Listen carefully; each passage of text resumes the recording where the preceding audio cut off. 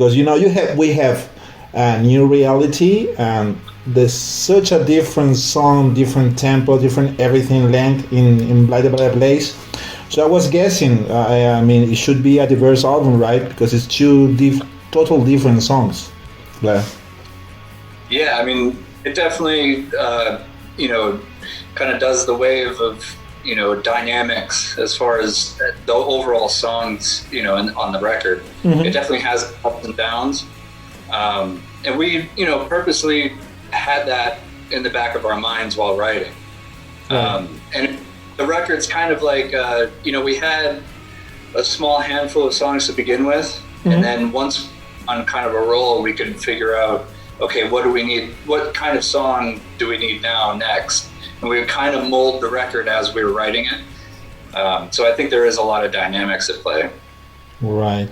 Well, I was guessing if these songs that we can hear on this album were actually written for this album, or you use ideas from other sessions or the albums, or it was all recorded for this?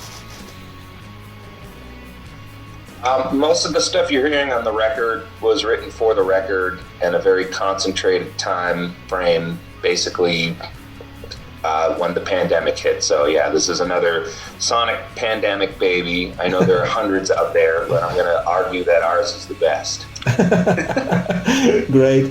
Well, actually, Steven, I remember seeing you in that last tour before COVID with Masterman and Bellertag, you playing with Mutant Man. And, oh, cool! Yeah, what show were you at? In Madrid. Oh yeah, the venue with the palm trees, La Rivera, which is called the venue with the palm trees right on the center. So it was a really good show. And yeah, those are great shows. Spain was one of the best stops on that trip. Great. And I was wondering, because it's totally different what you do in being the same musician is very different what you do in Mutant Man and what you do in K-Bean. So I don't know if it is in purpose that you try to separate all your different projects, each to have its sounds, even if it is the same guy playing on all those bands and records. For sure, that's something I try to keep in mind when I approach any project that I do, is just to be respectful of the entity that I'm involved with, and just try to, have a respect for the integrity, no matter which project it is. And with Mutoid Man, I mean, it's the music's a little bit more wacky and wild, and so it's easier to play more of a character in that band, which is fun. And Caven's more like thinking man's metal, introspective. Plus, there's more people in the band, so it's easier to blend in with my surroundings.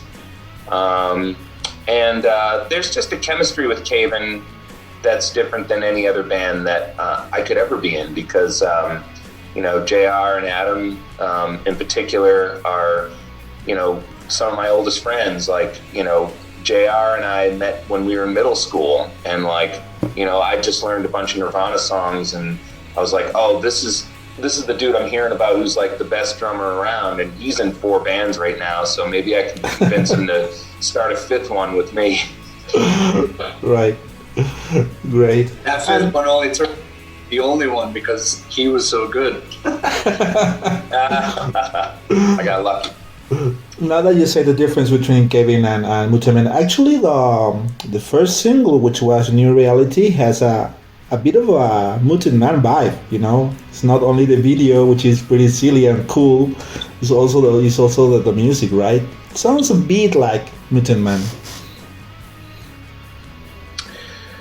I guess the energy could probably be kind of similar or comparable.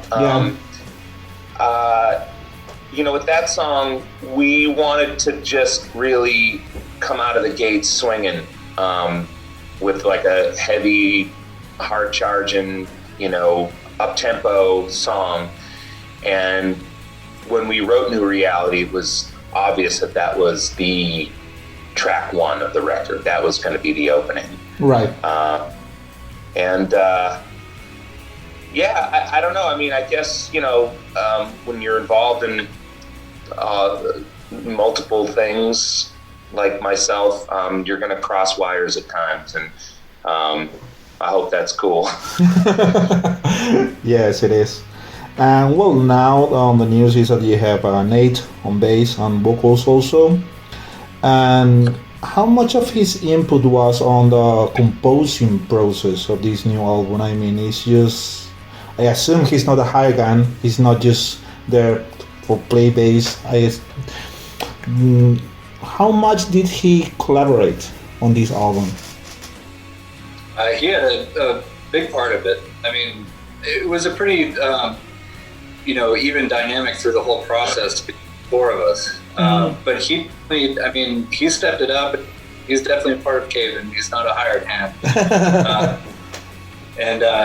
He had some great input, and he had the unique viewpoint of, prior to being in Caven, being someone who's seen Caven for, over a decade. So, and even longer than that, actually, Jesus, pretty much the whole length of the band time. So he's seen us grow, and he's seen the directions that we've gone in. And so he's got, a really good idea of, what Caven is from an outside perspective. Right. And I think when he joined the band, he brought that perspective in, and it was a great utility, so to speak, for like quality control sort of thing. If there was something that didn't really sound like Caven, or it wasn't good enough to be a Caven song, he was definitely, a really good person to rely on to tell us that. And besides that, I mean, he's a great songwriter, and he's got great ideas for vocal harmonies, stuff like that. So, I mean, he had a big part in this record for sure. Great. So, would you say he's an official member of Caven by now? Oh, 100%. Yeah. It doesn't happen with like Sergio Vega and Deftones, so many years playing with them, and then, But that's cool, and you can notice actually his input, at least on the two songs I heard. On the other song, which is Blinded by a Blaze, a lot of people were commenting on YouTube that it has some Soundgarden vibes. Do you catch those Soundgarden vibes there? We love Soundgarden. Yeah. Yeah. It's nice to hear, because I mean, that song in particular, too, with the drums, I mean, I definitely had Matt Cameron in mind when I was, referencing drums for that song. Right. I mean, he's a big influence. Yeah, that's in there, for sure. Mm-hmm. Also some Pelican, maybe, but it's because it's a post-metal song. At least it sounds like a post-metal song, and it's normal to compare to other post-metal bands, right? Like Pelican. Totally. So. Sure. Yeah. Whatever you hear, it's kind of interesting just to get people's perspective on, because we're so close to it. We're in the eye of the storm, right in the shit. So, we could tell you line by line where we were pulling from, but to me, that's less interesting than getting other people's perspective on what they're hearing. Right. Yeah. It's also interesting too, because I've started to notice that people are, this song sounds like this band, and I'm like, well, it sounds like the band that started it all and that we're all kind of ripping from, So it's interesting to see the comparisons with kind of contemporary artists, and knowing where that influence may have come from, not only for us, but for that other band as well. It's like, oh, maybe they kind of dug that stuff too, Yeah. And also, production-wise, what I heard on those songs, it sounds massive. It sounds huge. I'm like, oh, it's Kurt Ballou. No, he's a master of his game. But did you ask him something specifically for this album? You were trying new things with him, or you just let him go and do whatever he wants? Well, Kurt was very focused when we made this record with him. I think he knew it was an important record for Caven in a number of ways, and he was respectful of that. My only request was that we could be all present in the room together, in the live room, to live track, basic track. That's the way that the songs took shape, beyond just my solo demos that I made in my bedroom during the pandemic. That's the way the songs were demoed at our rehearsal space before making the record. And I just wanted to continue that setup in the tracking situation, because that way we could all be in the control room together, hearing playbacks with all of our tracks being heard at once. And there were certainly moments where just hearing ourselves back, sounding just so huge and well recorded for the first time in a while, that it just gave us fresh perspective on the songs, which is what we were looking for. And we've got to tweak things even further once we were in the studio. It was just kind of a good bonding experience, I think, to work that way. I'm not a big fan of track the drums and then drummer goes home and then the bass player comes in and does the bass parts and then bass player leaves, and working that way is very, very boring to me. I like for everyone to be there, and luckily because we were recording in Salem, Massachusetts. That's a central location for everybody in the band. It was very convenient for people to make time to work that way. Right, cool. So I assume that you are already thinking of what you're gonna do next, which is, I suppose, it's gonna be a tour, actually, to introduce this new album to your fans. But I was checking, I didn't saw so many dates, or at least in Europe, I think I saw something in October in the UK, and I think that's it. So are you talking already about doing a tour, European tour maybe, or just a tour in the States, or? Yeah, I mean, things are in works. It's kind of like in the last stages of being planned. Right. So nothing is super confirmed yet, and that's why, I hesitate to say anything more than that. But yeah, there's plans to go to Europe and plans to, play some shows in the States. And that's really it beyond that. I mean, I think at this point we're focusing still on, we have one more video to shoot tomorrow. And then once that's done, I think we're going to start gearing up for the tours that hopefully will be confirmed soon.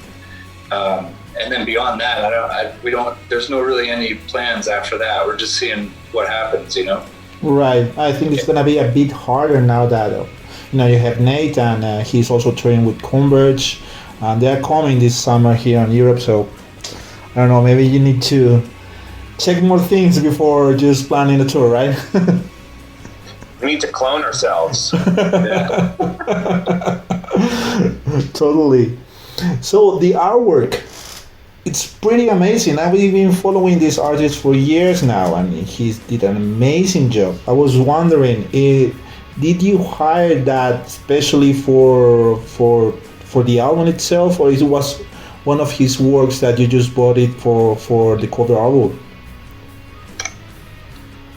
Richie's an amazing artist. He's someone that we've all followed as well.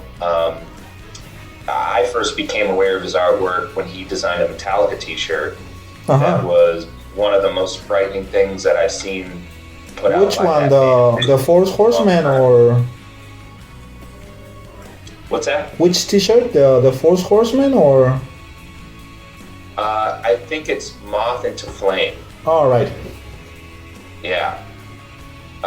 It kind of looks like, you ever watch Fraggle Rock? Yeah. Yeah, you know that trash heap. Yeah. In Fraggle Rock. So it sort of looks like a nightmare version of that on a t-shirt. Cool.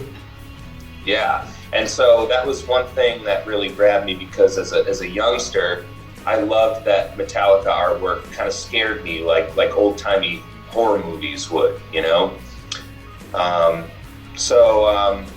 Then shortly before the pandemic hit, Caven had a couple shows lined up at St. Vitus, in Brooklyn. And of course, COVID hits, and then nobody's got anything to do because there's nothing on anyone's calendars. So the shows get postponed.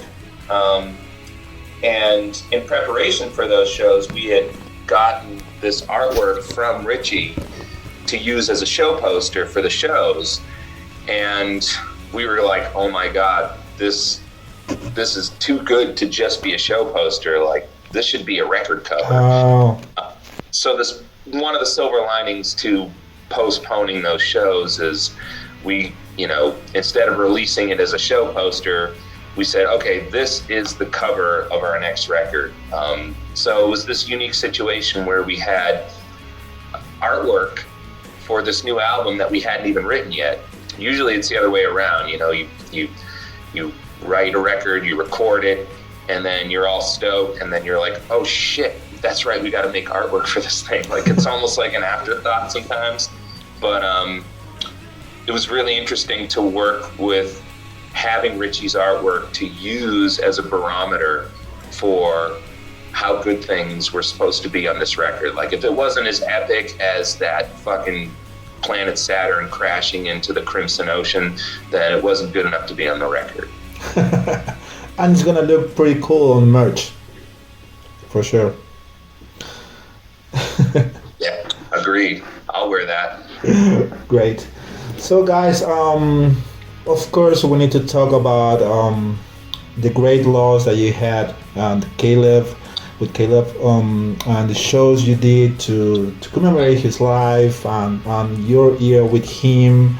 And of course it's the first album after Caleb, without him. So it's, for sure it's pretty special. You already said it before, it's very special. But I was thinking, because when something like this happens, when you've been so many years with someone playing and you lost this person, one of the recurrent thinking that you have is like, maybe we shouldn't keep doing this under this name. I don't know if this happened to you, if you ever consider keep doing music but not as Kevin without him. I don't know if this happened to you. I mean, the thought had crossed my mind for sure, like right in the beginning. I don't think it was ever discussed among us, that particular scenario, but I mean, I think, the benefit shows that we planned and organized were pretty soon after his death, and we were so focused on getting those done that I don't know. It just by the end of those shows, we had decided that we could still continue as Caden.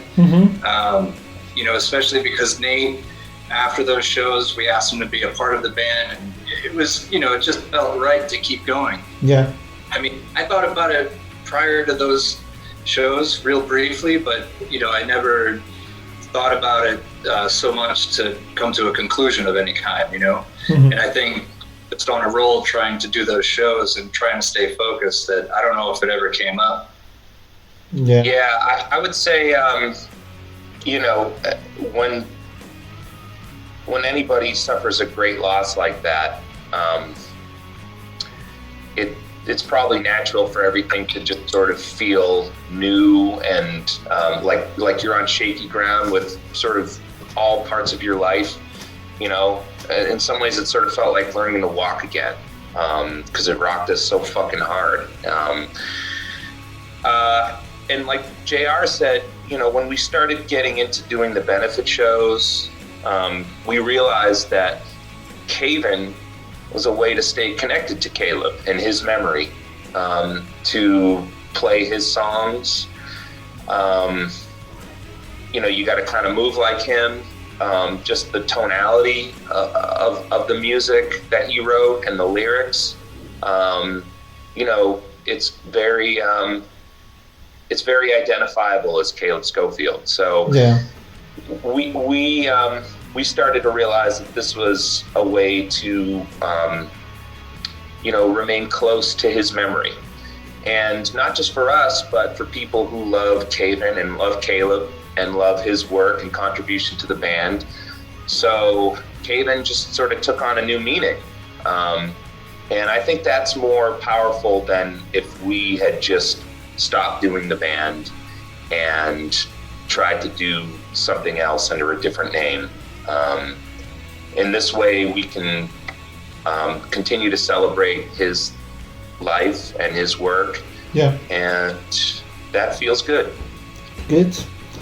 And in 2019, you released Final Transmission, which was his last recordings. For sure, it was a hard experience to go through that. And having that record ready, I don't know if it's still 3 years after. Is it still hard to listen to that album?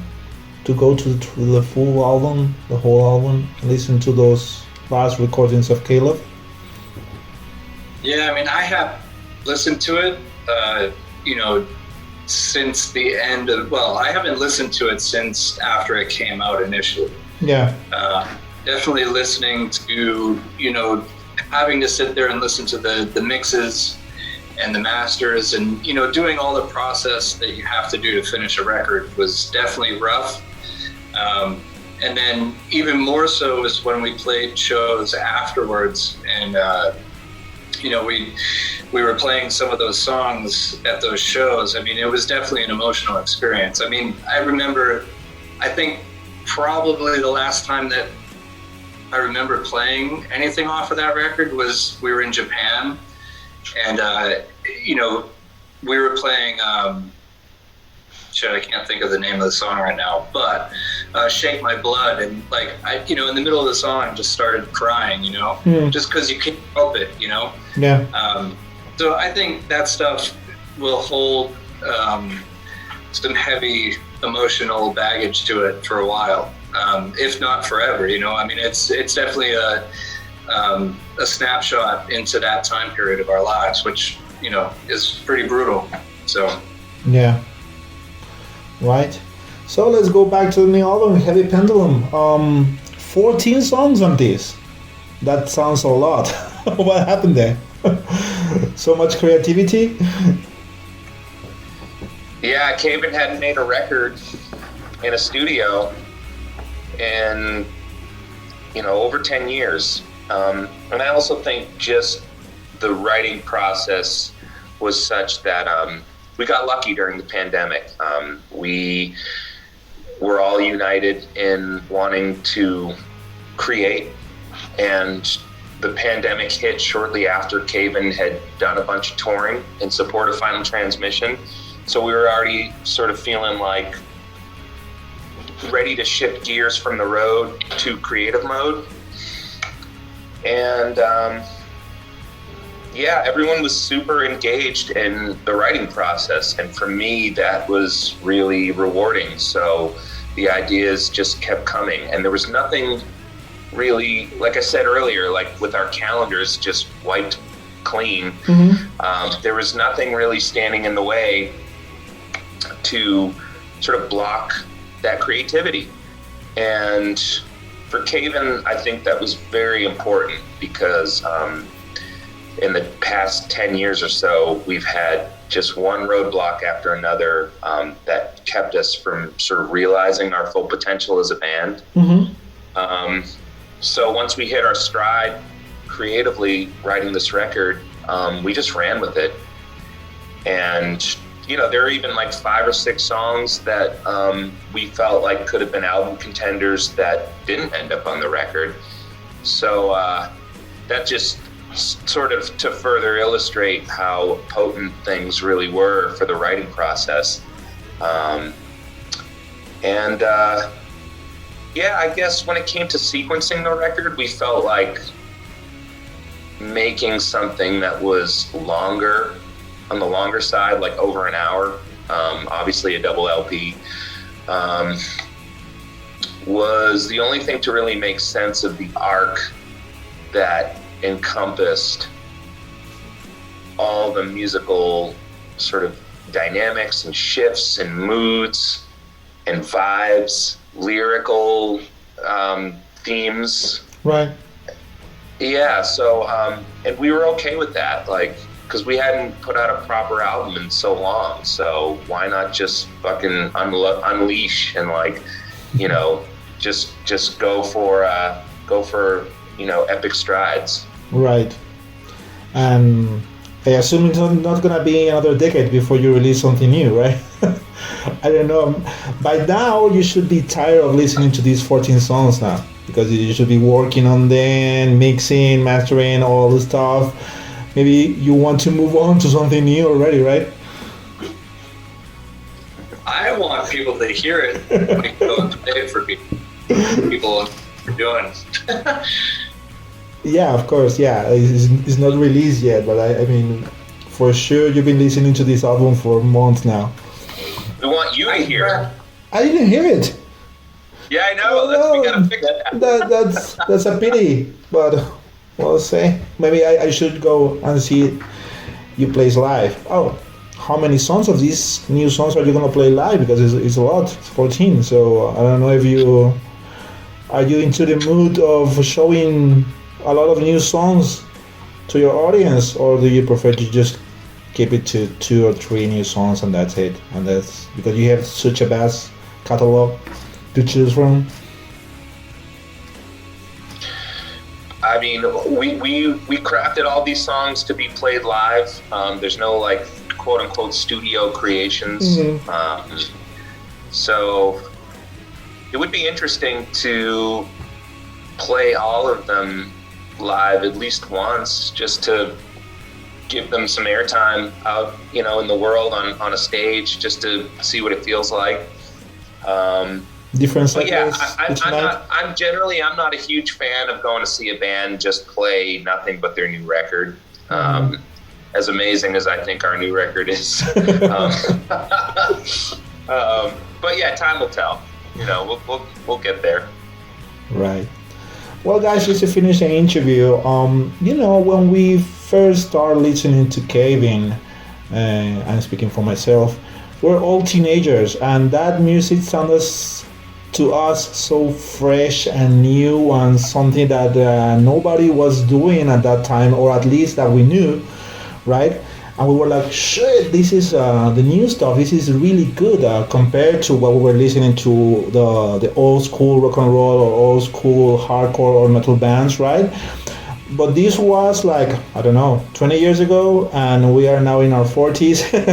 So do you still feel that what you are doing is fresh and new, or do you see other bands doing that and you now feel like, I won't say all, but just not part of what's new right now?